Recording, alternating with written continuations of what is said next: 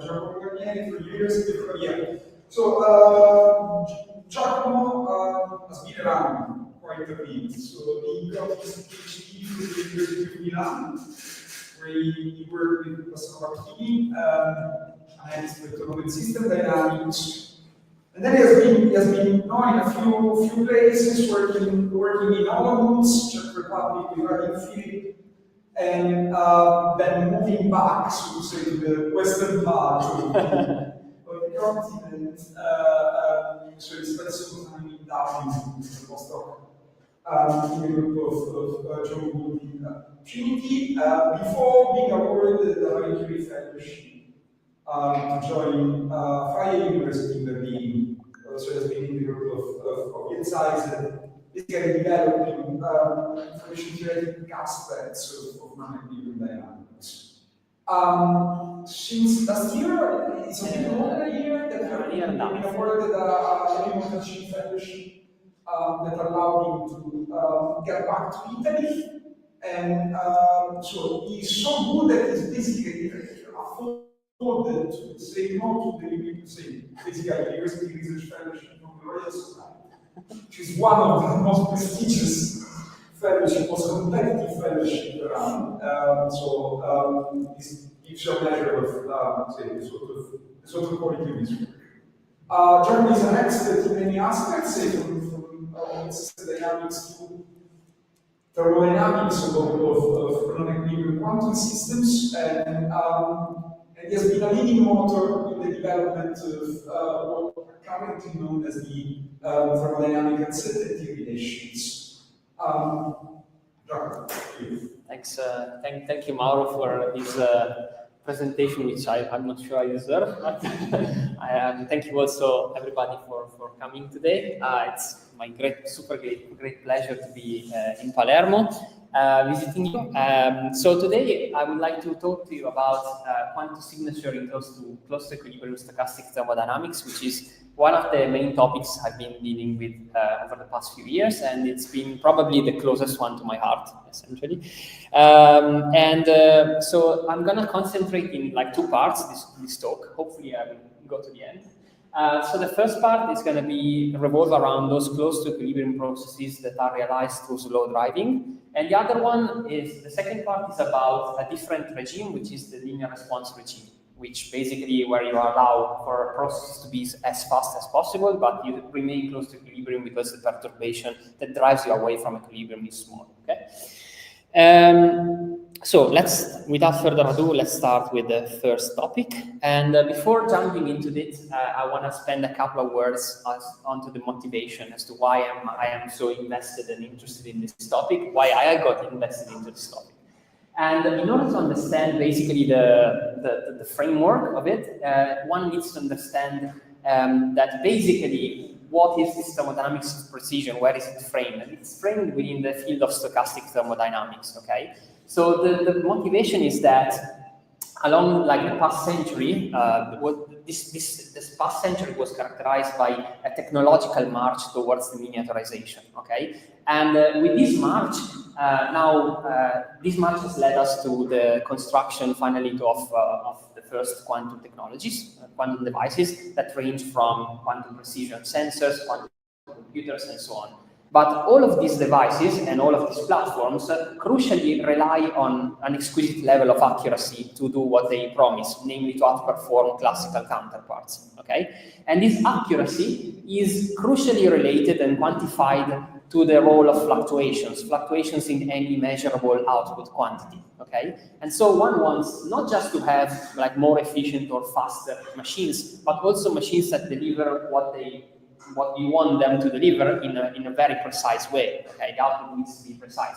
And this is precisely the field of stochastic thermodynamics. Why? Well, because these fluctuations, like reducing these fluctuations, inevitably comes at a cost, at an energetic cost of resources that need to be expended in an irreversible way, much along the lines of the second law, in the same spirit of the second law of thermodynamics. One needs to spend irreversibly resources, energetic resources, in order to curb down or keep down fluctuations and reduce them as much as possible. And this kind of notion of reliability of devices basically is a factor that has become very clear that influences performances of these engines. And basically, understanding the precise quantitative connection between fluctuations on one end and dissipation on the other hand has been the overarching goal of the development of this field, which is the stochastic thermodynamics. And that has led to several kind of benchmark results. The milestones, major milestones in my opinion, are the so-called fluctuation dissipation theorem by Gonzaga, Green, and Kubo, followed by, for example, the so-called fluctuation relations or fluctuation theorems in the 90s by Jardinsky, Brooks, and others. And finally, to the most recent ones called thermodynamic uncertainty relation, which I always blab about, and I ran.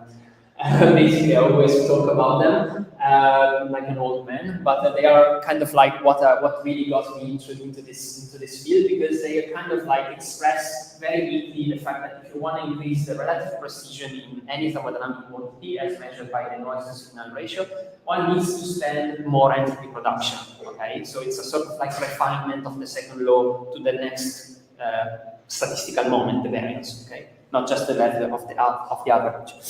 And so basically, this brings to the question, which is the core question of, let's say, most of my research, which is to try to answer this like very kind of like point question, which is how, first of all, how do we identify genuine quantum properties, okay, to this quantum contributions to these stochastic fluctuations, okay? Are they useful? And what are their thermodynamic implications, okay? And ultimately, what is the best, the optimal design for these technologies in terms of like optimization, in terms of like resources, okay? Because I mean, one universal fact is that we only have access to a finite number of resources, okay? And this has, so it's very important also to optimize for these resources, okay, for the operational regime. And this has become very, like the awareness of this has been growing over the past few years, as for example testified by the so-called Quantum Energy Initiative, which is kind of like this movement, scientific movement that has was born recently. And basically my research and this talk are framed within this general direction, okay? So I hope I convinced a little bit, or some of you at least, hopefully, that this is somewhat relevant. And now let me jump onto like the heart of the topic, which, and I'm going to be focusing on one kind of specific thermodynamic quantity, which is the work, okay? Basically, since there is this huge debate on what is heat, what is work, and I don't want to go into this, what I will be focusing on in both cases is essentially a closed system. Closed doesn't mean isolated.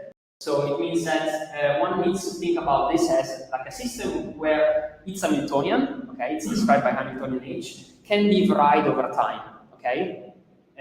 Like some parameters that defines the Hamiltonian, some mechanical parameter of the Hamiltonian, let's say, for example, the gap of a qubit and so on, can be thought to be driven in time using a driving protocol.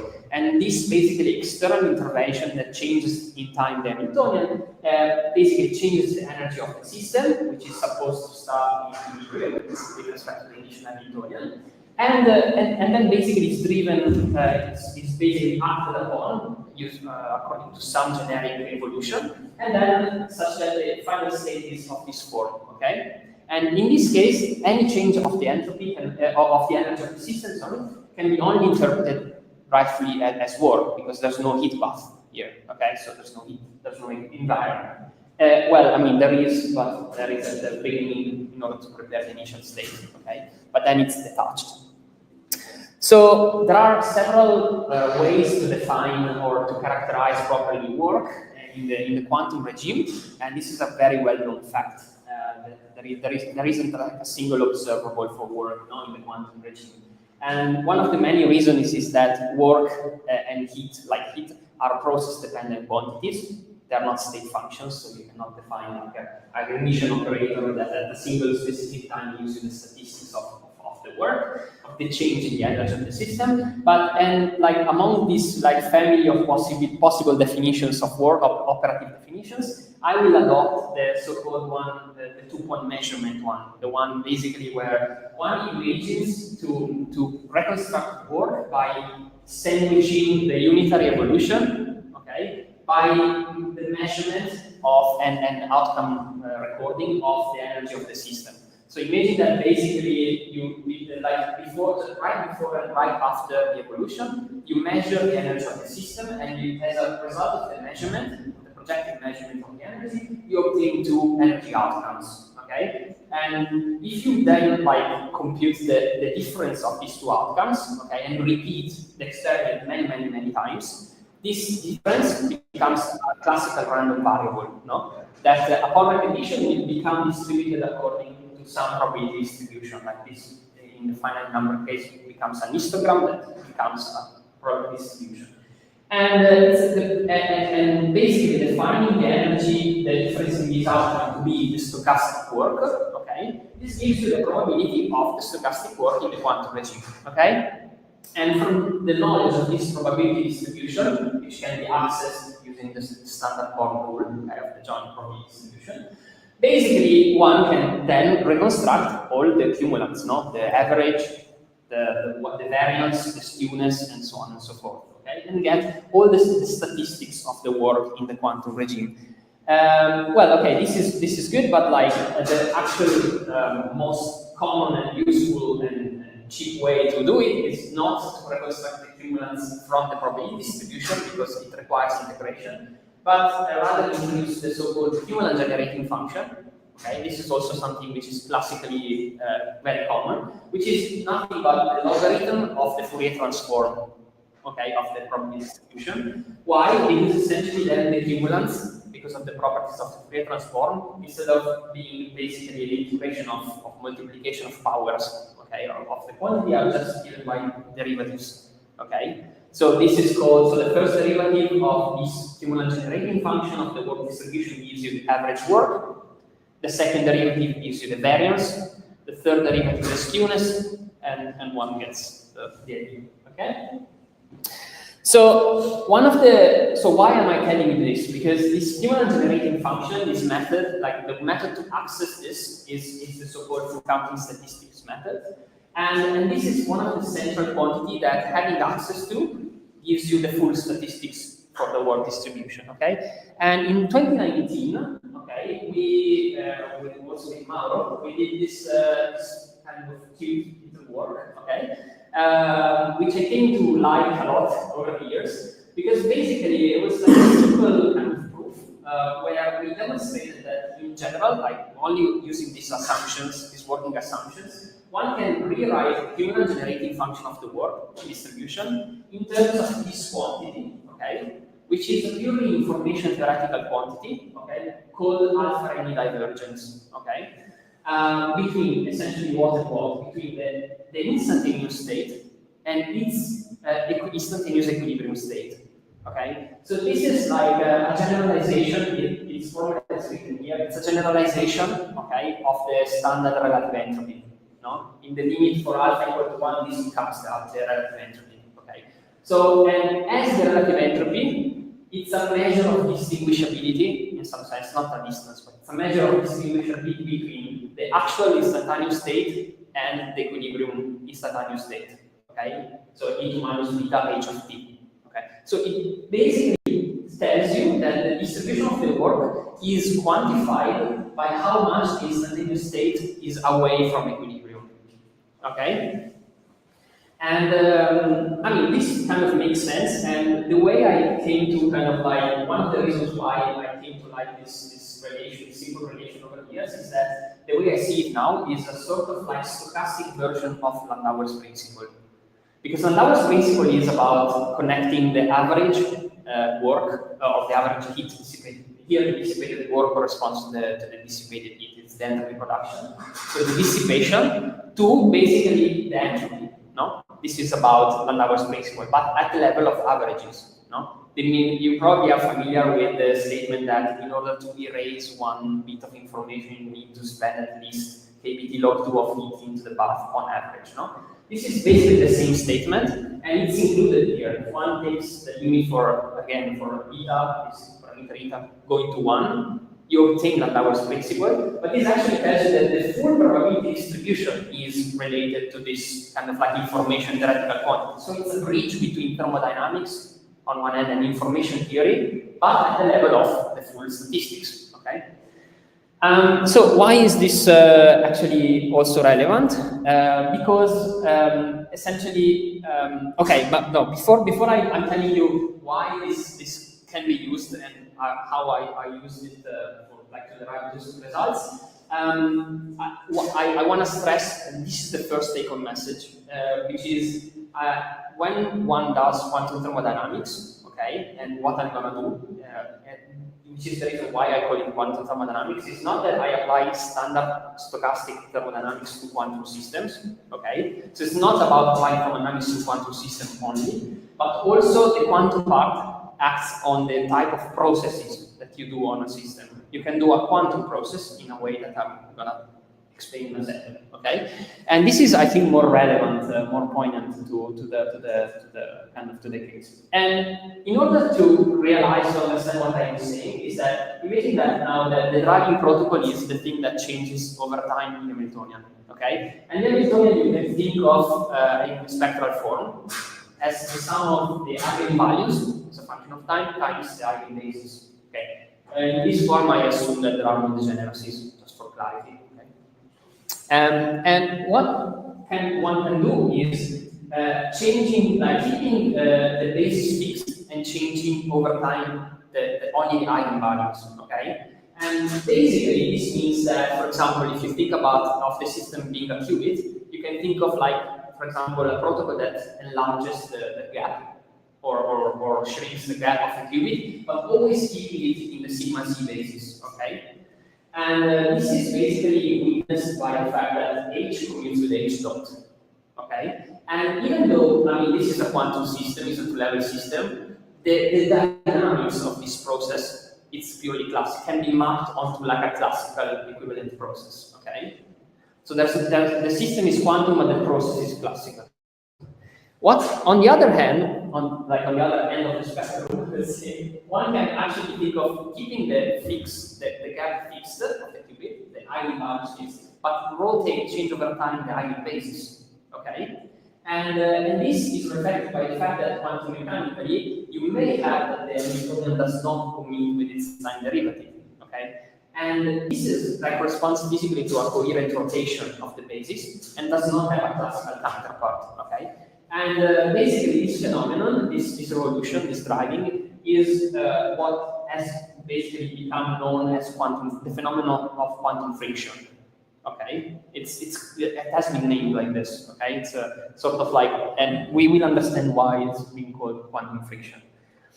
So coming back, this kind of like brings the question, like, okay, but how does this quantum friction, affect the work statistics? Do I have like an observable effect of this quantum friction onto the statistics of work? Okay, this is kind of like an interesting question, at least it was to me. And in order to understand that, so the answer is affirmative, not in general, but at least for the kind of like broad class of close to equilibrium processes. And for close to equilibrium processes, all of them, all this family can be kind of mathematically described by just requiring that the instantaneous state at time t, okay, is a linear progression to the equilibrium, to the instantaneous equilibrium. So imagine that basically you have the manifold of equilibrium state here, just storing it, okay? And what you do is basically a process that brings you just outside of this manifold, okay, but not too much. And this correction is a traceless correction, okay? And you can do perturbation theory.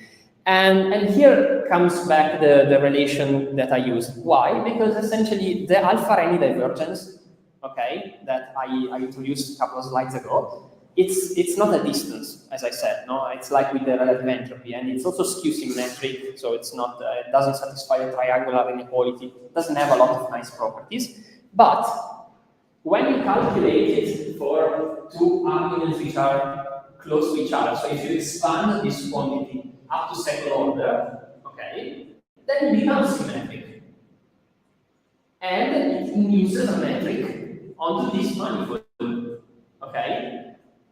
Which is super nice. Why? Because essentially then one can apply geometrical reasons, like to this, can apply geometry to this, because basically it means that if you basically have the full generating function of the work statistics can be reasoned as this quantity, and then basically you want to consider only processes that brings you the system close to equilibrium, okay? It means that the full generating function induces of the work distribution can be written as a metric called Bogoliukow metric in this case, okay? And then finding the, for example, one nice kind of use of this geometry interpretation is that one can then optimize the parameters of your driving, for example, to have in order to have the minimum dissipation or the minimum variance and so on, okay? As the problem, rephrase this problem as finding the geodesic according to that metric,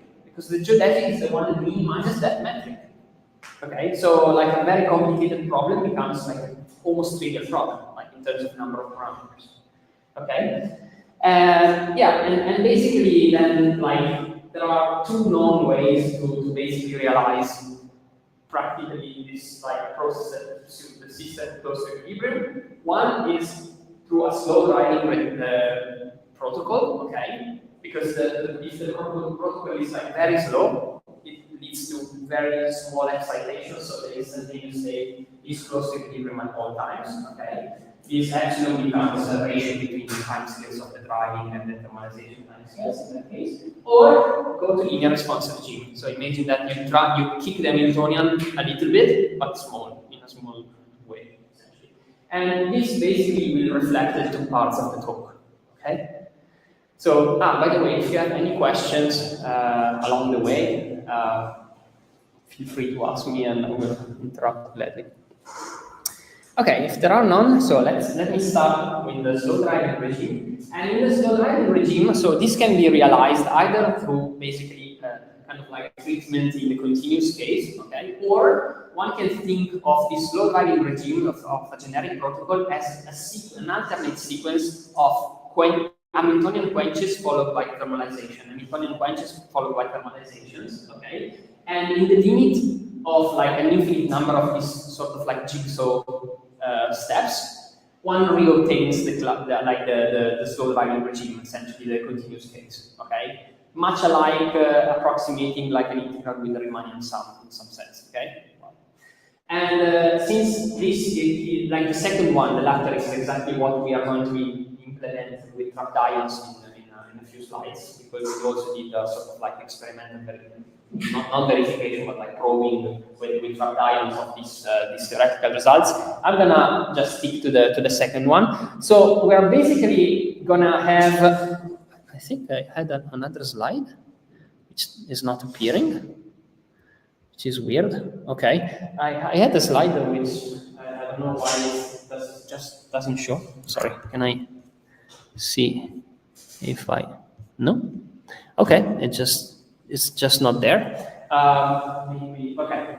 Imagine that basically you do like a Hamiltonian quench, okay, and then you let the system thermalize to that instantaneous thermal state, then you quench again, and then you thermalize, you quench again, and thermalize. And after, just before and after each of these quench, you measure the energy in a two-point measurement setup, okay.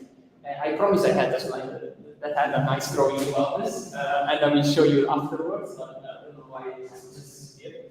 But so basically it means that since each of these steps is followed by a thermalization, each of these kind of like subsequent quenches is independent from the previous one. And so one can reconstruct the work as the sum of these random variables, independent random variables. And so the cumulant generating function is just the sum of the cumulant generating functions along each of these quenches. Okay, this is basically the thing that we do. Okay, so well, basically we go to the slow driving regime if we do a lot of these steps. Okay, very very slowly, and one can actually then expand this for large n and can arrive at this very nice result that Descanti and Marti and other people derived in this series, which basically allows to express the human generating function in terms of this kind of like Y covariance, okay? Which is nothing but like a quantum generalization of the classical standard covariance between two operators, okay? But it has this kind of like weights here, okay? And then it's integrated, okay? And here, the counting parameter, the one that you have to basically differentiate over in order to get the values analysis beta, this appears over here, okay? I just want to mention this. One nice thing, okay, is that the fact that this Y covariance, this is actually quite important. The fact is this Y covariance, which stems from the expansion of the ranking divergence to the second order, and it's symmetric, the arguments, okay? It means that basically one can show completely in general that in this regime, one has this symmetry, which is very famous, it's called the Galotti-Cohen symmetry, okay? Which basically tells you or translates for the probability distribution into the so-called exchange fluctuation theorem, okay? So this is kind of like subclass of fluctuation theorems where the probability distribution of the forward and backward process are the same, okay? This has a lot of like implications. I'm not going into that, but I just want to mention that for close to equilibrium processes, one has automatically proven using this kind of rewritings that the exchange fluctuation theorem holds, okay? Which is a nice result.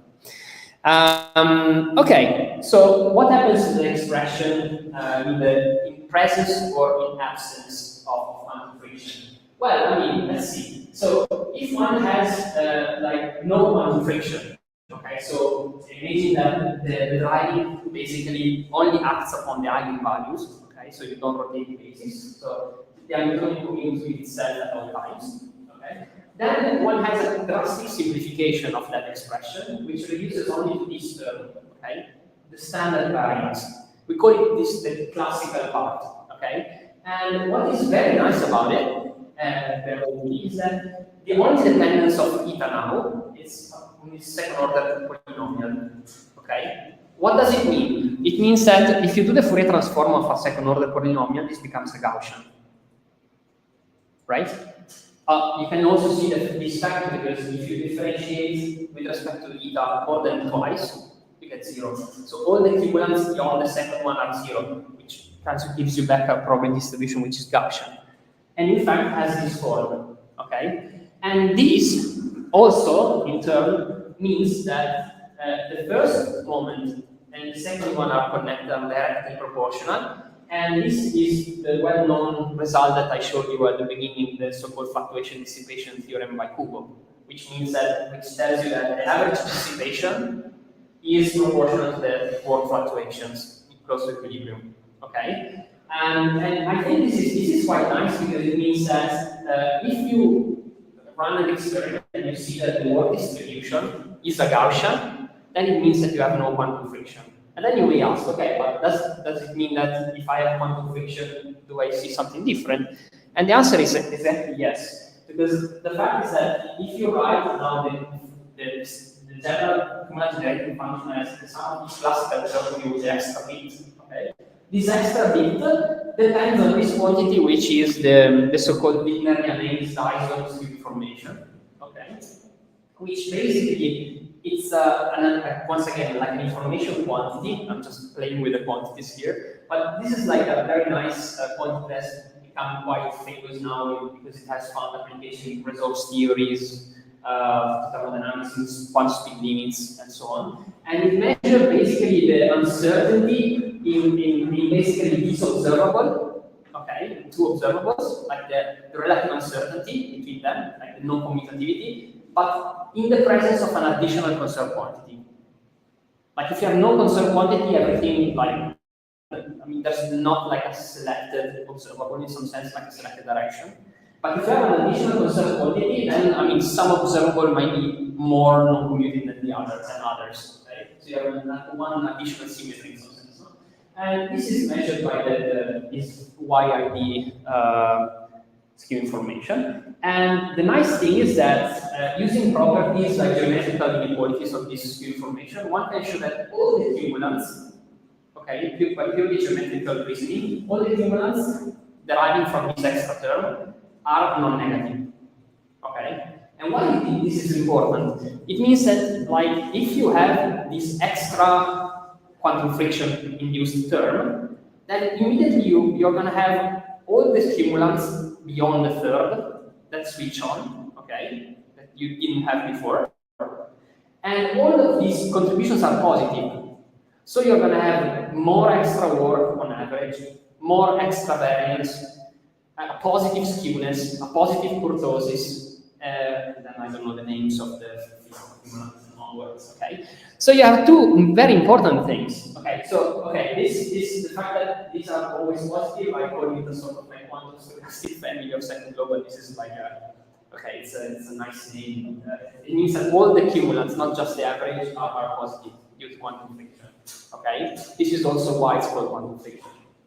And the nice thing is that, basically, the probability distribution is that quantum friction is a bit exaggerated, but now starts becoming in the form to something like this, which is a fact right tail distribution, okay? So it deviates from a Gaussian profile and becomes something which is skewed to the right with a fact right tail, okay? So, I mean, what does it mean? It means that essentially the likelihood of having events that dissipate much more than the average is dramatically increased, okay? So you have like more realizations during that driving that dissipate much more than the average, okay? And the probability of these outliers is like several orders of magnitude more than what a Gaussian distribution would predict, okay? So it's something that in principle could be measurable, okay? Okay, so basically we kind of concentrated to the expression for, so from that expression we kind of like did the first, the average quantity in the second order, like the second cumulants, and then we saw that the difference between having or not having quantum friction just amounts to this term, which is once again depends on the integral of this Wignerian Dyson skew information, okay? And so, okay, we said, fine. Can we measure this? Can we see this? Is this like just a purely theoretical thing, or can an experiment actually see this? Okay, and that's what we kind of like got interested into, and we contacted Ferdinand Schmidt-Kaller in Mainz and his group, okay, who work with trapped ion. And why we wanted to do trapped ion? Because basically in trapped ions you can achieve a lot of like a very high level of accuracy, you know, of control of the transformation sequences that you do, and you can also do exactly that nice drawing that I had at the beginning show, which was this sequence of quenches plus thermalization, quenches plus thermalizations. Because essentially, even though you have like, I mean, the main problem of trapped ions is scalability, as we all know, but here we weren't interested in scalability. We wanted to have like to be able to do a lot of operations on a single qubit before having to reset it, which is guaranteed by the long coherence time of trapped ions, so that was good. And plus, like the level of control of these quenches of the Hamiltonian, which could also be implemented very exciting. Okay. So what we did was exactly this, no? So we kind of like performed this change of the Hamiltonian, okay, from sigma c to sigma y, like a rotation of the basis, which would induce quantum friction.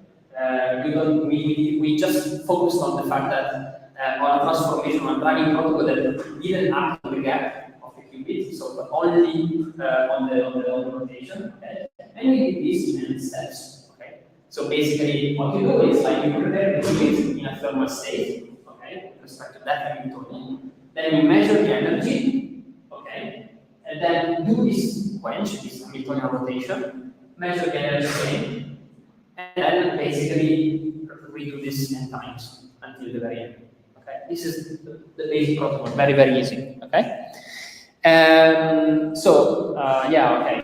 There are like a few details that if you want to discuss, I can talk about. But this is basically the experimental figure that we obtained.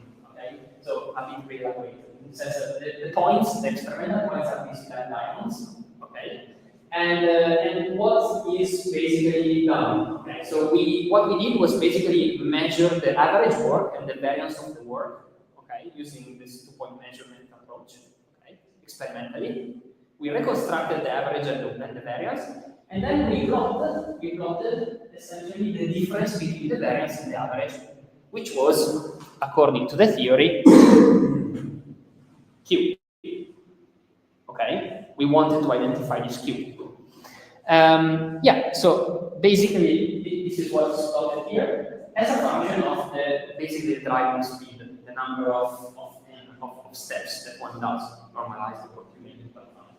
And as you can see, I mean, the points kind of like statistically fit quite nicely with this quantum correct predicted correction, which is the red line. Okay. I mean, there is a slight offset because the calibration was not done super properly at the time because they were shutting off the machine, blah, blah, blah. But I mean, it's statistically compatible.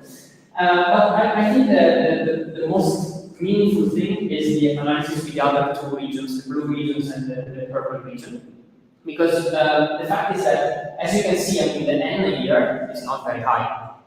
We are, strictly speaking, we are very far from the slow driving regime, which is the high-end limit. And this is clearly here because, I mean, going to the N, to the large N limit meant like do basically infinitesimal rotations, which are very, very hard and introduce a lot of errors, okay, on the rotations. And so this couldn't be done. So this was basically the parameter regime which was experimentally feasible, okay, going to 10 steps. And then one can argue, okay, but then there's violations, this fluctuation dissipation theorem, which actually holds in the slow driving regime, could actually be used to something else than quantum friction. It doesn't mean anything that it proved that kind of like statistically compatible with this theory. It could be compatible with something else. So what we did was basically to show the incompatibility, statistically speaking, with any other effect. Okay? So the blue region is basically all the violations to this fluctuation dissipation theorem, okay, this relation between the average and the variance, due to basically no quantum friction, but due to the finite driving speed, okay?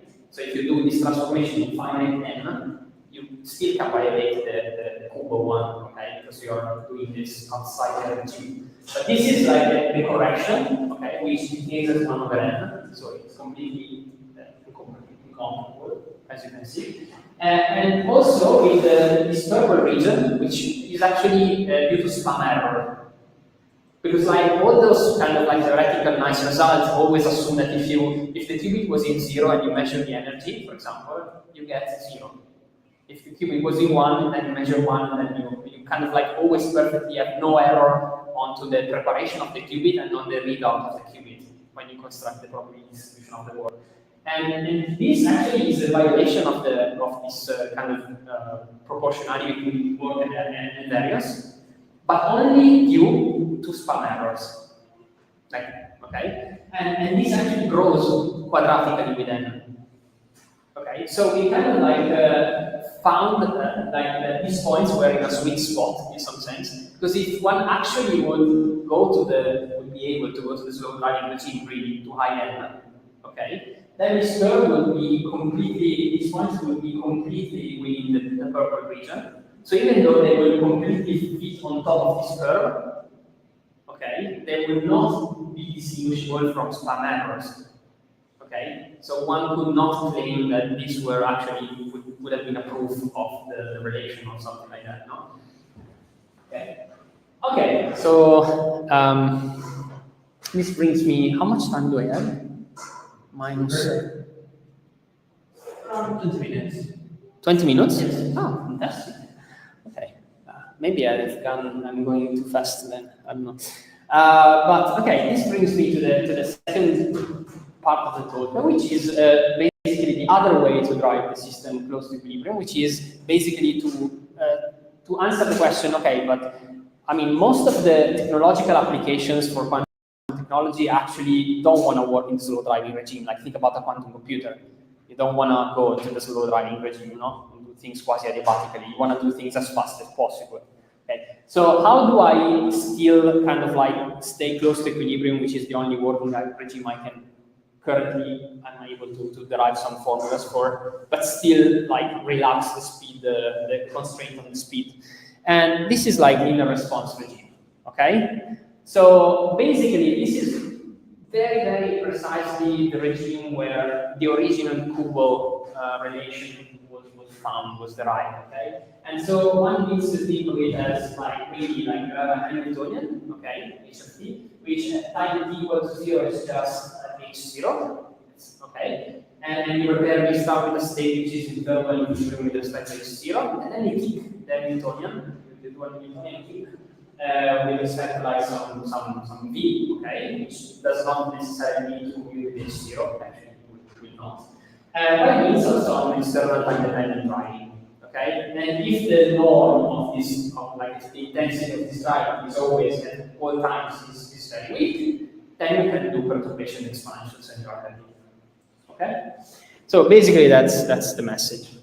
So basically the starting point was once again the same, I'm going back to the same identity, okay? And then at this point, the point was that you can expand both this state, the instantaneous thermal state, and the absolute thermal state, the actual state of the system, both as the linear expansion of the initial state at this point. So it's a different calculation than before, okay? But you can expand both now, okay? And I mean, the calculations are super amazing. I mean, there's like I don't know, a very, very, very nice mathematical constructs.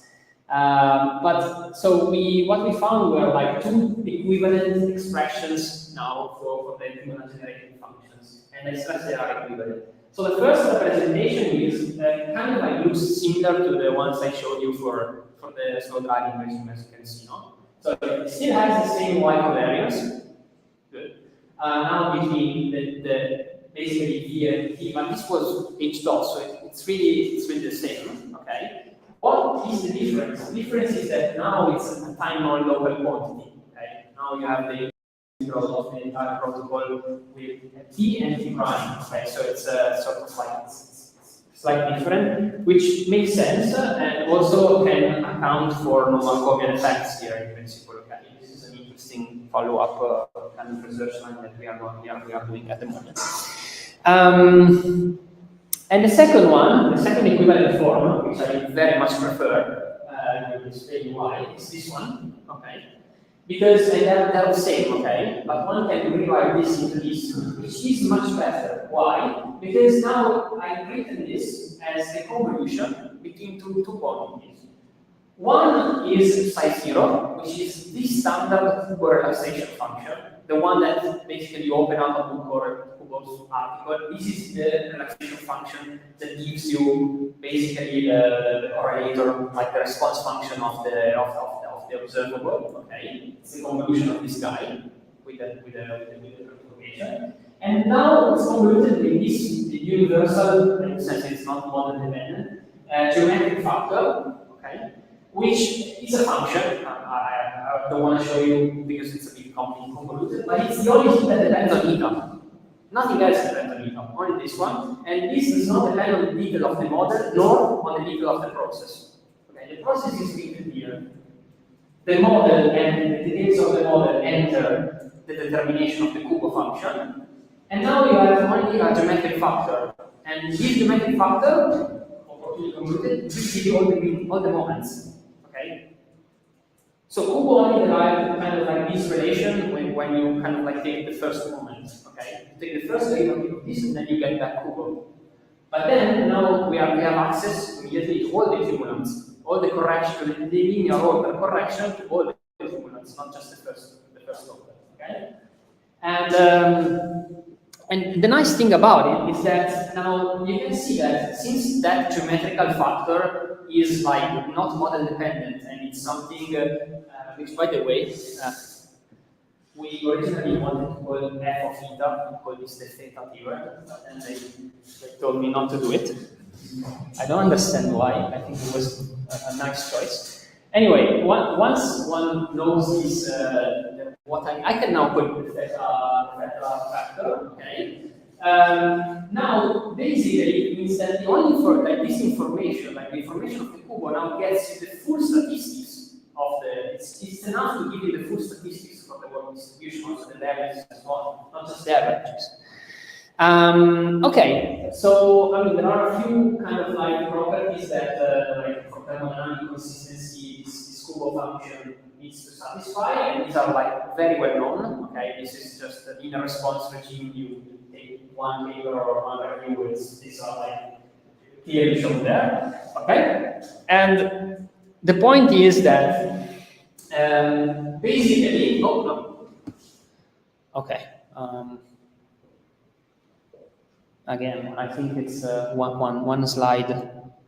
Just wait, it's a second. Okay, yeah, this one I wanted to show. I don't know when the order is switched, but the point is that this Kubo function, okay, is something that I mean one can, in some cases, some specific cases, derive from a microscopic model, okay, but most of the times it's an ansatz. It's a phenomenological kind of guess that one does, no? And there are like, because basically one needs to know, I mean, this inner response analysis is usually done and performed on very complicated many-body systems, okay? When one wants to do inner response regime analysis. And like having access to this function requires, I mean, as I, okay, let me go back, requires the knowledge of these correlators, okay, in high picture. So, I mean, getting access to this is like not always possible, okay, let's say.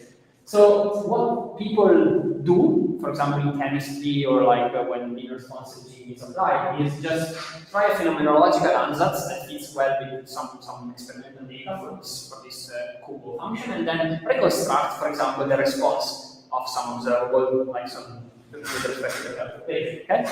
And basically, what we obtain is that just using like the two most common ansatz for like, for example, overdamped and underdamped harmonic oscillators, essentially, which have this form, okay? Then one can have access, for example, to the Fano factor, okay, to the second moment, and see, basically have access to this, reconstruct essentially these two plots. And what are they? These are like basically what you can see here is that this dashed line in both cases is the classical fluctuation dissipation relation by Kubo.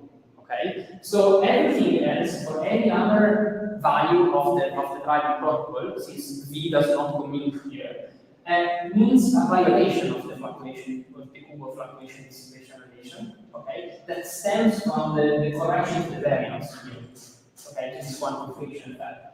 And you can see two things here. So for the overdamped, essentially you get a monotonic behavior, but for the underdamped you get these very nice kind of revivals. And one thing that we are studying now is the role of non-Markoviani here, because this overdamped oscillator is also known to have non-Markovian behavior. So maybe like this the revival of this thing are in one-to-one correspondence with Markovian and so on. And the other thing which is nice is that basically these effects kind of like disappear more and more as if you start increasing the temperature.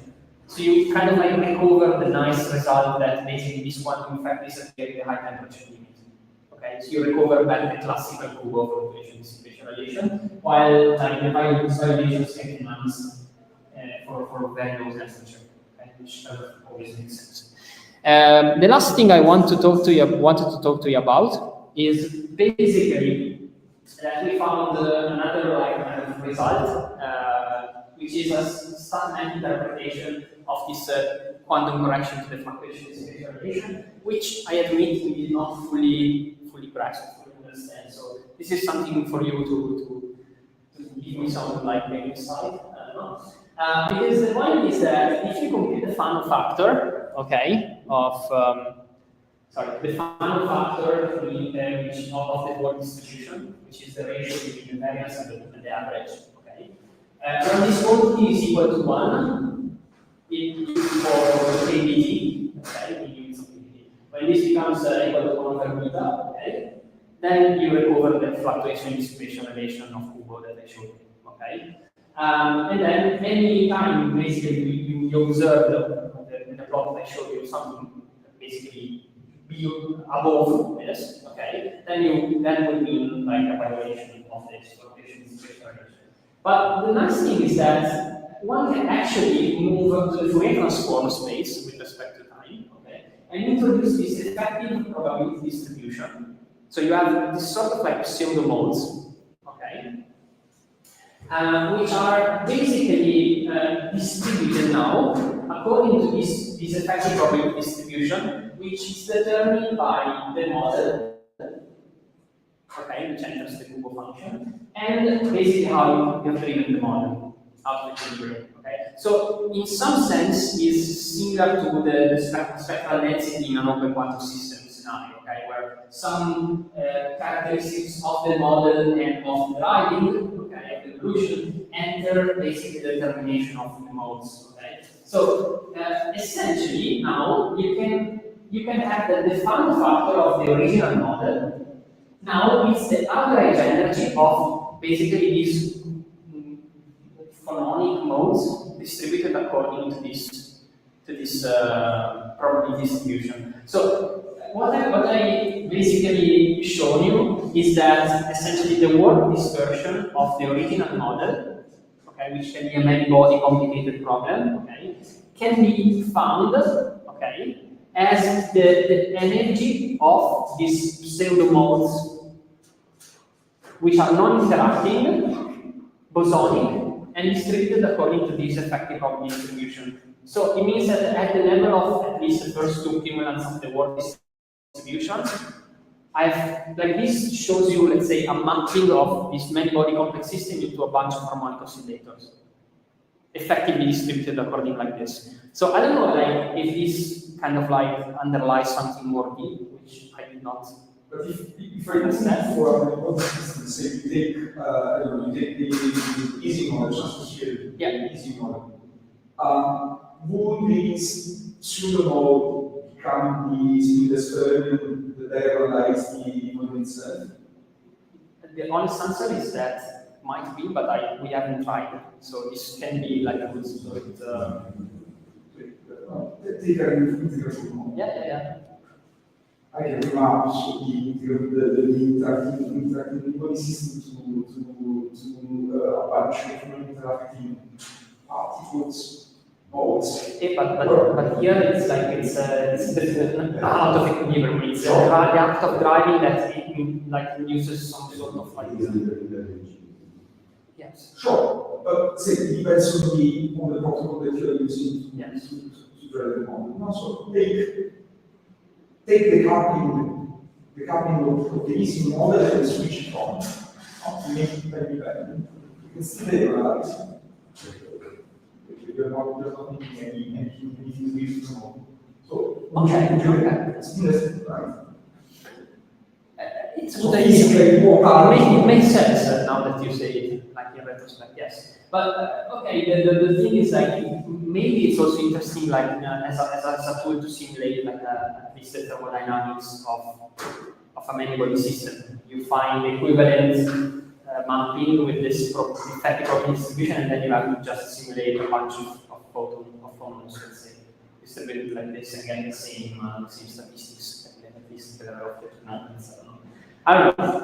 Or maybe there was a suggestion also that this might have some relation to the pi frequency, because also there you kind of like linearize, you find there's a linearization, and you find this sort of like excitation of the bosonic mode equivalent to the language. I don't know. But, okay, I just leave it there as a food for thoughts. Yeah, I think this brings me to the conclusions and the take-home message. The first take-home message is that it's very important also when you do quantum thermodynamics and you want to kind of like understand the roles and the impact of genuine quantum effects onto the thermodynamics, on the distribution of thermodynamic quantities, to also take into account not just quantum systems but like quantum drivings, okay? And understand therefore that like at least for the class of closed equilibrium processes, the first conclusion is that quantum